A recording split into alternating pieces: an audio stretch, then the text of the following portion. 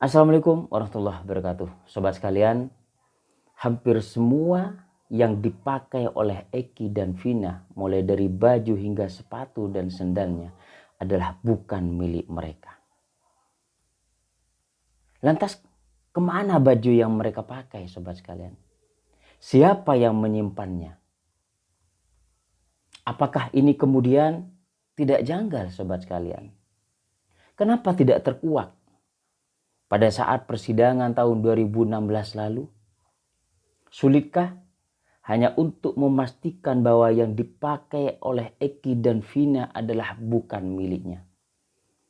Sulitkah untuk memastikan adalah apa yang dipakai oleh Eki dan Vina waktu itu adalah miliknya, sobat sekalian?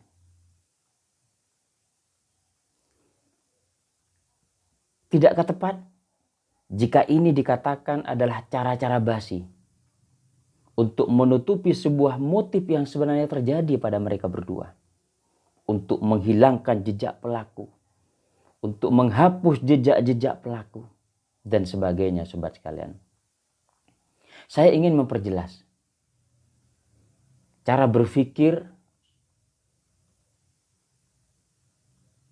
dan analisa seorang mantan ex-Wakapolri yang cukup baik track recordnya, sobat sekalian, bahwa ada satu TKP yang belum diungkap. Dan TKP ini diyakini terjadi dalam sebuah gedung, bukan tempat terbuka, di mana nyawa dua sejoli ini dihabisi oleh pelaku yang saat ini masih sembunyi, sobat sekalian. Jika ini benar-benar terjadi, maka bukan hanya Rudiana yang berperan, tetapi ada kekuatan yang lebih besar, ada power lain yang lebih berperan. Bagaimana motif meninggalnya Vina dan Eki ini benar-benar begitu rapi tersusun, sobat sekalian. Hingga tepat dikatakan penanganan perkara Vina dan Eki Cirebon ini adalah penanganan perkara terburuk yang pernah ada. Saya teringat ketika kuasa hukum Rudiana, Elsa Sharif dan Pitra begitu getol gigih memperjuangkan bahwa Rudiana tidak salah. Yang dilakukannya pada saat tahun 2016 adalah tepat dan benar. Hingga pelaku yang saat ini mendekam dalam penjara dengan vonis seumur hidup adalah benar-benar pelakunya. Bahkan tuduhan fitnah merekayasa hingga kekerasan yang disemprotkan kepada Rudiana begitu gigih dilawan dan diterjang bahwa itu tidak benar. Lantas, masih ingatkah sobat sekalian, di mana seorang Elsa Sharif yang kini menjadi kuasa hukum Rudiana ternyata sebelumnya sempat memohon untuk menjadi kuasa hukum Peggy Setiawan. Tetapi pada waktu itu ditolak. Ditolak, sobat sekalian, untuk terlibat menjadi satu tim, menjadi bagian dalam tim menangani perkara Peggy Setiawan.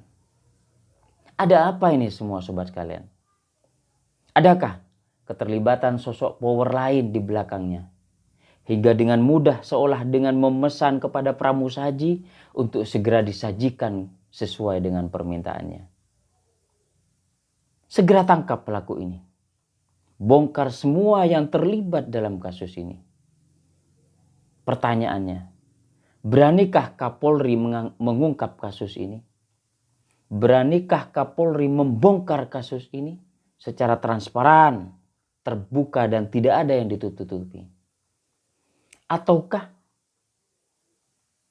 masih hormat kepada sang power yang mungkin masih seniornya? Entahlah, Kapolri tidak serius. Jika ini memang benar-benar ada satu hal yang ditutupi. Pelaku yang sebenarnya sampai hari ini masih sembunyi, sobat sekalian. Saya meyakini bahwa pelaku saat ini bukan terlibat. Pelaku saat ini tidak terlibat. Bagaimana rencana disusun untuk membuat Vina dan Eki ini meninggal, sobat sekalian. Memastikan bahwa pelaku yang saat ini mendekam dalam penjara adalah bukan pelakunya. Tetapi tidak mengiyakan bahwa apa yang mengakibatkan Vina dan Eki ini meninggal adalah kecelakaan lalu lintas. Tetapi justru meninggalnya Vina dan Eki ini akibat dibun dan diperkos, sobat sekalian. Akankah ini bisa terungkap, sobat sekalian? Akankah ini bisa dibongkar, sobat sekalian? 8 tahun sudah berlalu. Di video saya sebelumnya menyampaikan bahwa DPO yang muncul dan satu-satunya yang mengakui keterlibatan terpidana adalah Sudirman, sobat sekalian. Benarkah Sudirman ini menjadi korban hingga memunculkan seolah menjadi saksi mengakui terpidana lainnya adalah terlibat, termasuk Peggy Setiawan. Peggy Setiawan sudah dinyatakan adalah otak, tetapi tidak terbukti, sobat sekalian. Ada apa dengan kasus perkara ini? Apa yang sebenarnya ditutupi dalam proses perkara penanganan Vina dan Eki ini?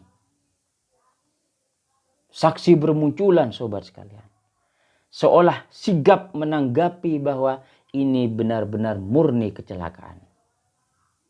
Terlepas ini benar atau tidak, Polri saat ini tim khusus yang dibentuk benar-benar profesional yang diharapkan oleh kita semua, sobat sekalian. Atensi Presiden untuk membuka kasus ini secara transparan, tidak ditutup-tutupi, benar-benar dikedepankan. Keadilan, bagaimana bisa memberikan penegakan hukum seadil-adilnya kepada bangsa negara Indonesia ini, seadil-adilnya kepada rakyat Indonesia ini, khususnya kepada para korban, para pelaku yang saat ini masih bersikukuh bukan pelakunya, benar-benar dirasakan, sobat sekalian. Sobat sekalian, kita tidak sabar menunggu bagaimana proses penanganan perkara Vina dan Eki ini segera selesai. Kita tidak sabar. Apakah benar Polri saat ini betul-betul profesional? Tidak ada oknum-oknum yang begitu ramai diperbincangkan dalam proses penanganan Vina tahun 2016 lalu. Sampai berjumpa di episode berikutnya. Mudah-mudahan penegakan hukum di negara ini betul-betul masih bisa kita rasakan di negeri yang kita cintai ini. Wassalamualaikum warahmatullahi wabarakatuh.